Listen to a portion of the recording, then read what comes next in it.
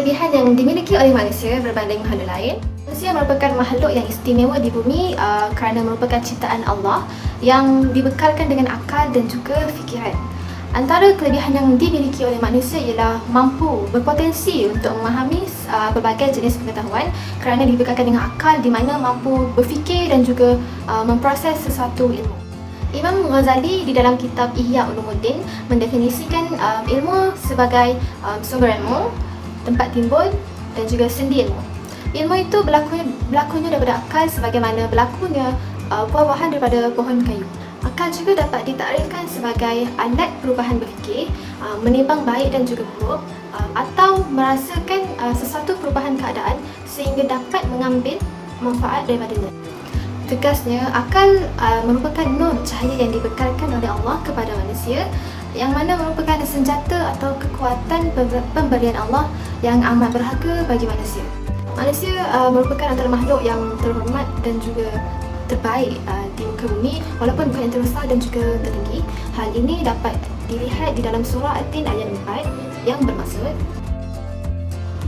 sesungguhnya kami telah menciptakan manusia dalam bentuk yang sebaik-baiknya dan berkelengkapan sesuai dengan keadaannya. dengan dibantu oleh panca indera yang 5, akal dapat membezakan antara yang baik dan juga yang buruk, hitam dan juga yang putih, rugi dan menguntungkan, tinggi dan rendah serta sebagainya. Bahkan akal berjaya membantu manusia untuk mencipta alat-alat moden seperti ini. Manusia merupakan makhluk ciptaan Allah Subhanahu Wa Taala yang paling sempurna di muka bumi. Kesempurnaan yang dimiliki oleh manusia merupakan satu tugas ataupun fungsi mereka sebagai khalifah di muka bumi. Maksud khalifah adalah pengganti Nabi Muhammad SAW, gelaran kepada ketua agama ataupun pemerintah ataupun raja-raja yang memerintah sesebuah negara Islam. Setiap insan dipertanggungjawabkan dan diamanahkan oleh Allah Subhanahu Wa Taala untuk mentadbir alam mengikut syariat-syariat Allah Subhanahu Wa Taala. Dari segi kewujudan manusia mempunyai kelebihan sebagai khalifah, iaitu seorang yang berkelayakan dan berpotensi untuk menjaga kemaslahatan muka bumi. Seperti firman Allah Subhanahu Wa Taala dalam surah Al-Baqarah ayat 30. وَإِذْ قَالَ رَبُّكَ لِلْمَلَائِكَةِ إِنِّي جَاعِلٌ فِي الْأَرْضِ خَلِيفَةً قَالُوا أَتَجْعَلُ فِيهَا مَن يُفْسِدُ فِيهَا وَيَسْفِكُ الدِّمَاءَ وَنَحْنُ نُسَبِّحُ بِحَمْدِكَ وَنُقَدِّسُ لَكَ قَالَ إِنِّي أَعْلَمُ مَا لَا تَعْلَمُونَ. Yang bermaksud, dan ingatlah ketika Tuhan berfirman kepada malaikat, sesungguhnya aku hendak menjadikan seorang khalifah di bumi. Mereka bertanya tentang hikmah ketetapan Tuhan itu dengan berkata, adakah engkau ya Tuhan kami hendak menjadikan di bumi itu orang yang akan membuat bencana dan menumpahkan darah berbunuh-bunuhan, padahal kami sentiasa bertasbih dengan memujimu dan mensucikanmu. Tuhan berfirman, sesungguhnya aku mengetahui apa yang kamu tidak mengetahuinya. Melalui ini kita dapat simpulkan hanya dengan Islam maka manusia berhak menjadi khalifah di dunia. Tanpa Islam, manusia telah menentang dan memberontak terhadap kekuasaan, pemerintahan, kesultanan dan kehakiman Allah. Hanya dengan Islam yang memandukan kepada dua jenis ilmu tadi, manusia akan mencapai kesejahteraan yang menjadi sedipati tamadun umat manusia. Tanpa ilmu, manusia tidak akan mencapai hakikat tamadun kerana antara Islam dengan arti kesejahteraan tidak dapat dipisahkan. Hakikat akan lebih jelas kerana Allah SWT menegaskan kepada umat manusia bahawa Islam itu adalah fitrah Allah atau sunnah Allah. Assalamualaikum warahmatullahi wabarakatuh.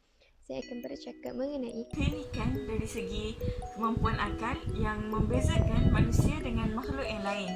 Jadi, jom kita tengok apa kemampuan akal manusia ini. Apabila kita teliti tentang konsep keistimewaan dan kelebihan manusia dengan makhluk lain adalah akal fikiran.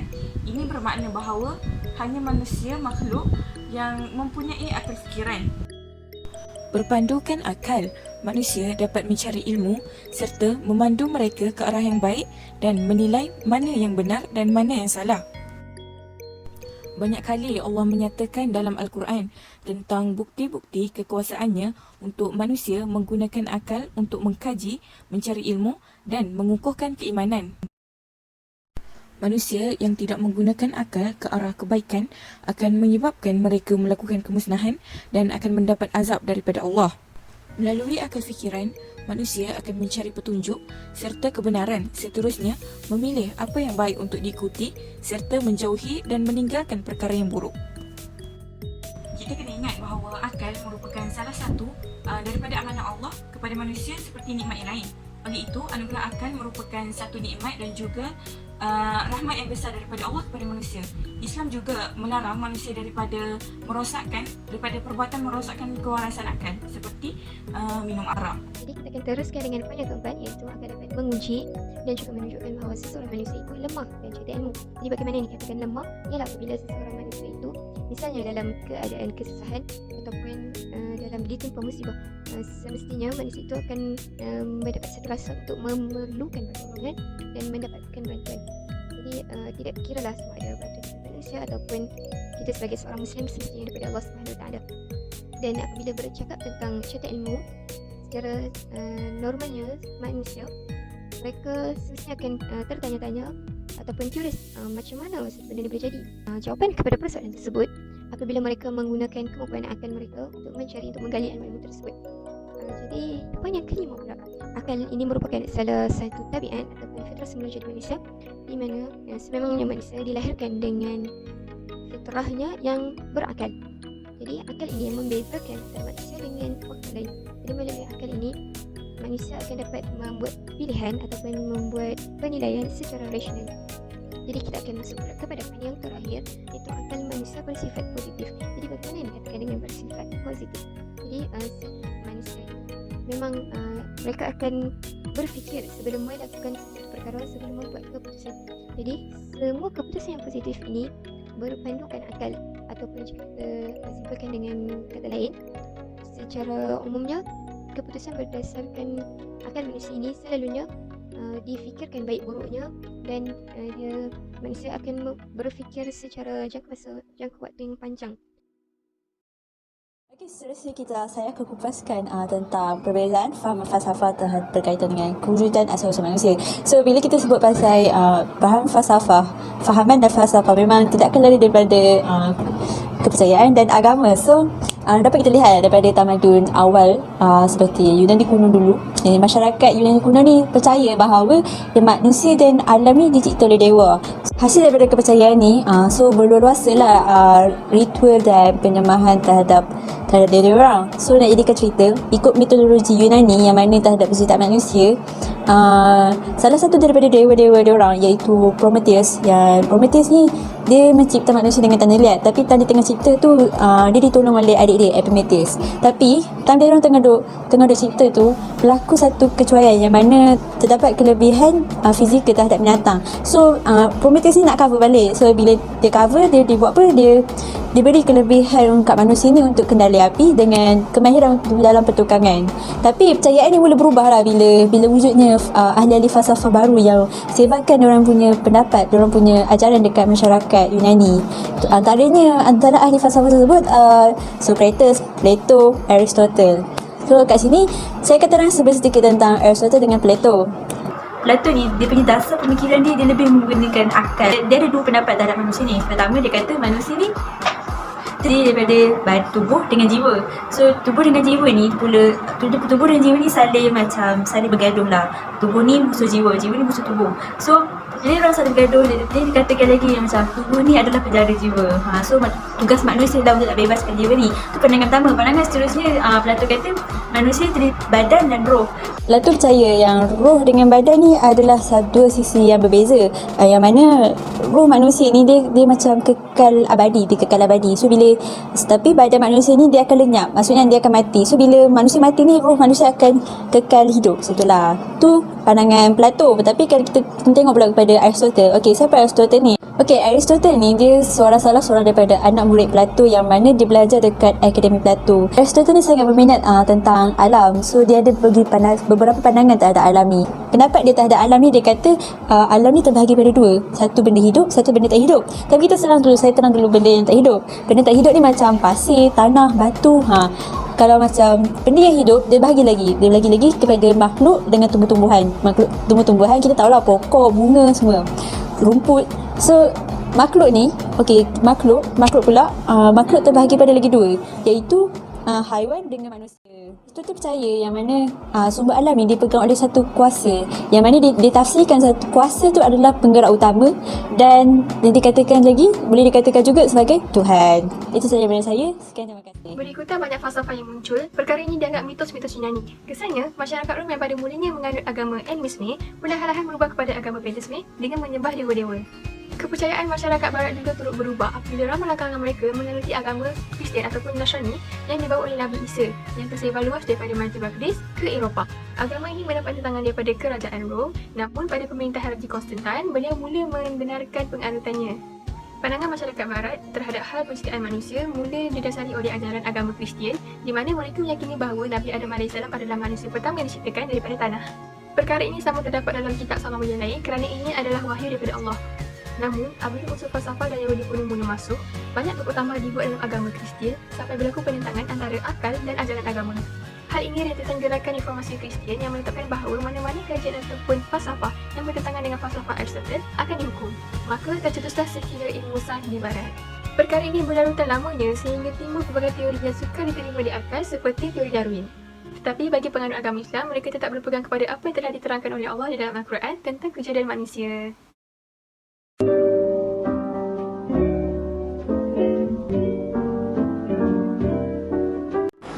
Hai, Assalamualaikum. Nama saya Rabiatul Adawiyah binti Nawawi. Sekarang saya pula nak bahaskan tentang tajuk yang saya dah pilih tadi. Jom kita start. Seperti yang kita ketahui, ahli-ahli falsafah barat telah membuat kajian mengenai proses penciptaan manusia selewat abad ke-18. Tapi sebenarnya, pada zaman Nabi telah diceritakan dalam Al-Quran mengenai proses penciptaan manusia ini terlebih dahulu.